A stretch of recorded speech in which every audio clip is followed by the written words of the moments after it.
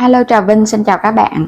Hôm nay thì mình chia sẻ cái bánh bò chảo, bánh bò xốp mềm, nhiều rễ tre, đơn giản nhất luôn, không có cần động tay đến bột, không cần nhồi bột cực công giống như là cái bánh bò rễ tre truyền thống. Giờ mời các bạn mình cùng xem luôn nha.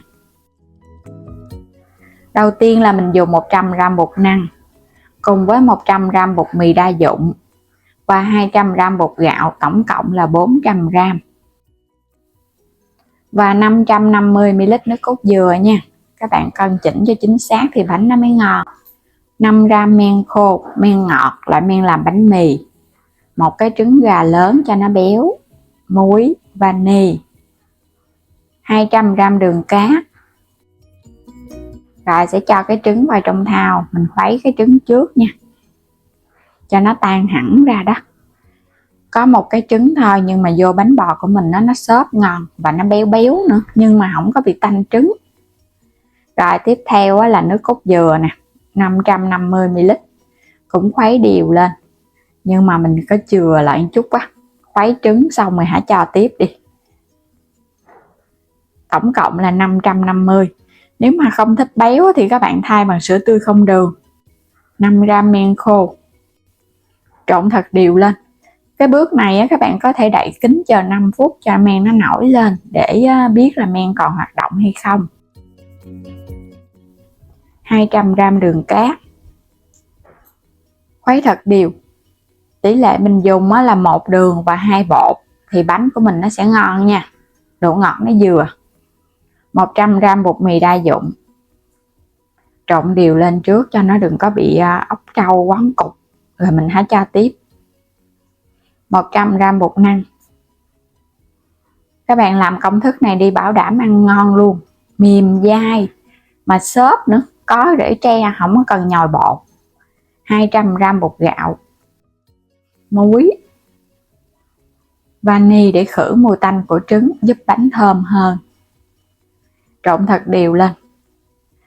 Làm bánh bò rễ tre theo kiểu xưa là phải nhồi bột, nhồi lâu lắm bột nó mới dậy, và ủ đến 2 lần. Còn bánh này mình ủ 1 lần thôi à. Xong rồi nè, bây giờ các bạn thấy bột nó mịn này nè, nó không còn lợn cợn nữa là được rồi. Nếu mà trộn không kỹ thì lọc qua cái rây. Rồi đậy kính mình chỉ chờ thôi ha. Làm với men này thì chờ chừng tiếng đến 2 tiếng là nó nở gấp đôi bột rồi. Trời nắng nên là mình ủ 1,5 tiếng, còn trời mà mưa thì các bạn ủ 2 tiếng đi. Bột lúc này nó nở lên vậy nè, các bạn thấy nó sẽ xốp mà nó nhiều bong bóng nhỏ nhỏ li ti ở bên trong bột á. Để gần cho các bạn xem kỹ hơn nha, những cái bong bóng nhỏ nhỏ nó xuất hiện nhiều vậy nè. Cho chút xíu dầu vào cái chảo, hôm nay mình nướng bằng cái chảo máy bay. Đốt cho cái chảo thật là nóng nha, rồi các bạn hãy hạ lửa nhỏ, mình cho dầu. Bây giờ sẽ múc bột vô. Nướng bánh bằng cái chảo thì các bạn nhớ để lửa thiệt là nhỏ để bánh nó chín đều. Cho bột nó chảy qua xung quanh để nó có cái viền bánh, nhìn nó mới ngon. Để lửa nhỏ đậy nắp để cho bánh nó có hơi. Trong thời gian nướng các bạn nhớ xoay chảo và kiểm tra bánh xem coi nó có bị khét không nha. Bánh mình nướng một ổ vậy là khoảng 10 phút, lửa thiệt là nhỏ luôn. Bên trong mình thấy còn nước nè, bây giờ mình sẽ nghiêng cái chảo cho nước bột này nó chảy lan ra để nó nhanh chín hơn á. Tại mình làm cái chảo này nó có cù lao ở giữa, nó vung bột lên. Xay lại là mình thấy nó chín rồi nha, bột nó không có còn ướt nữa là nó chín này. Xung quanh nó cũng vàng đều luôn, không có bị khét đâu. Đây ở bên dưới bánh nha, thơm phức à. Lấy bánh ra, một ổ bánh đầu tiên, rễ tre nứt luôn, xốp mềm rễ tre nứt luôn á. Rồi cũng gót bột vô mình nướng tiếp nha. Các bạn cho nó vùng vùng ở giữa vậy nè thì mình thấy rễ tre nó nhiều. Cũng nghiêng cái chảo cho nó có cái viền. Cái viền này chút xíu nữa là nó giòn rụm luôn. Cái viền càng mỏng là bánh càng giòn. Rồi đậy nắp để yên mình nướng. Mình cũng có thêm cái chảo chống dính nhỏ xíu vậy nè, cũng quét dầu làm nóng, nướng hai bên bếp luôn cho nó nhanh chín. Cái bánh nhỏ này thì nó nhanh chín hơn cái chảo máy bay. Đây các bạn thấy nó sủi bọt lên, vậy là có rễ tre đó. Quay qua đây là nó cũng chín rồi nè, cái viền nó vàng, cái viền bánh nó giòn rụm luôn ha. Nó vàng vậy là vừa nha, vậy nó mới thơm. Những ổ bánh đã ra lò vừa thơm vừa ngon mà lại siêu thành công nữa. Làm một lần là thành công luôn à, chứ các bạn không sợ thất bại đâu, cứ y chang công thức của mình là ngon. Nướng thì nhớ để lửa nhỏ, bánh này phải nướng bằng bếp nó mới ngon, chứ nướng lò thì nó không ngon đâu. Tại vì nướng lò các bạn phải nướng cái ổ to to đó. Ngon quá chừng luôn.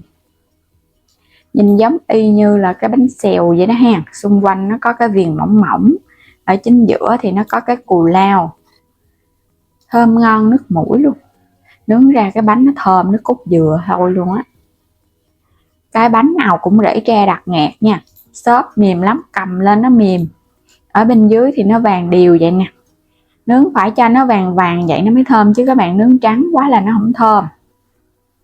Đây cái bánh này lớn nhất nè, rễ tre nó bung ra luôn á.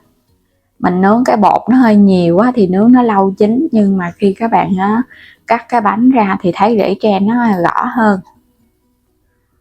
Ngon quá. Chỉ có trộn bột thôi, không có cần động tay vào bột, không có cần nhồi bột gì hết á. Ai cũng làm được luôn, dù là các bạn mới học làm lần đầu cũng sẽ thành công. Hôm nay là mình làm cái công thức này dễ lắm. Cái bánh này hấp dẫn quá chừng. Bây giờ mình sẽ bẻ ra cho các bạn xem nha. Từ trên xuống dưới rễ tre đặc ngạt, không có cần nhồi bột mà rễ tre nó như vậy luôn nè. Các bạn thấy ngon quá ha.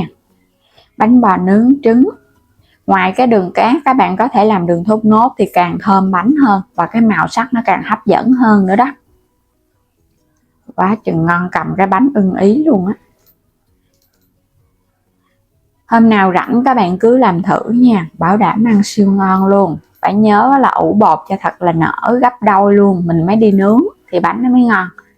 Và ngoài cái công thức nướng, các bạn đi hấp cũng ngon luôn. Hấp những cái bánh nhỏ nhỏ đó cho nó nhanh chín, cũng thơm phức à. Cái nào cũng rễ tre hết. Bên trên thì nó xốp, nhìn nó mềm. Còn bên dưới ở bên trong và bên dưới thì nó rễ tre. Cái viền thì nó giòn rụm mà, giòn mà thơm lắm. Ăn cái viền giống như các bạn ăn bánh tráng kẹp vậy đó. Nhẹ tên nè, không có bị nặng tay. Và bây giờ cảm ơn các bạn đã luôn theo dõi ủng hộ kênh nha. Nếu chưa đăng ký thì bấm đăng ký ủng hộ mình. Và mời các bạn bấm vào góc trái video xem sản phẩm, hoặc là bấm vào ảnh kênh chuyển đến cửa hàng, lựa chọn nhiều sản phẩm mua ủng hộ mình với nha. Xin chào tạm biệt, hẹn gặp lại các bạn ở những video tiếp theo.